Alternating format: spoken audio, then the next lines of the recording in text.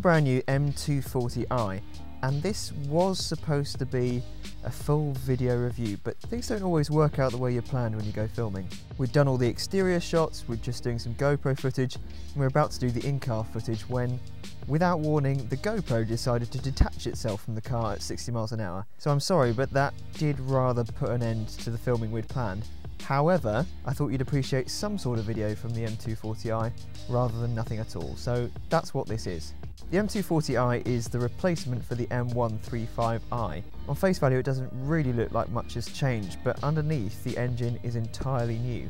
It's still a 3 litre straight 6 turbocharged engine, but it's now got 335 brake horsepower and 369 foot-pounds of torque. So that's 14 brake horsepower and 37 foot-pounds more than the old 235i. How does the M240i sound? A bit like this.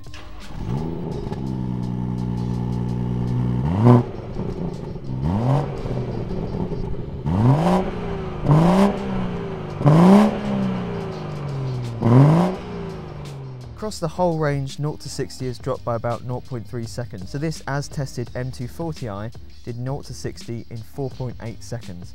And if you go for the automatic gearbox, it goes down to 4.6 seconds. That's not bad considering an M2 is 4.3 seconds.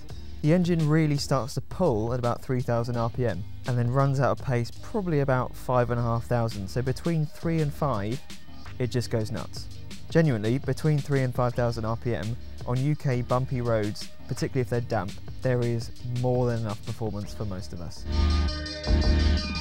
The gearbox is really nice. We had a 6-speed manual rather than the automatic, and it's really nice. It's really precise, and the clutch is really easy to use. You know exactly where the bite point is. It's a very firm clutch as well, actually.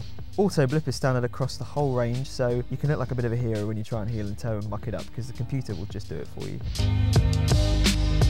The steering has a nice weight to it, both at low speed and at high speed, and actually gives you a reasonably good idea of what the tyres are doing. Really good for an electric system.